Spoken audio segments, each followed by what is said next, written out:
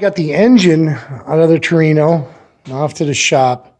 It's time to start hitting some body work. Gonna run this. They got this top of the quarter, and I guess you call it the drip rail or whatever for like the tail lights go in here.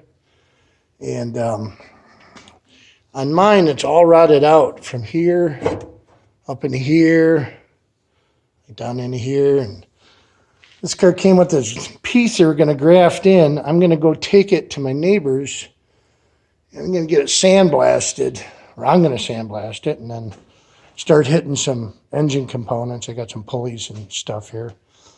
But it's time to get going on sheet metal work. I don't know if that's a dent. I think that's supposed to be there, but yeah, we'll see how it comes out. I'm going to have to really trim it down. I'm guessing follow this line. I don't want to cut into the quarter in the car is good. Like I said, it's just rust in here. So I'll have to figure out a way to graft it in so it doesn't look too obvious. But I don't know. We'll see.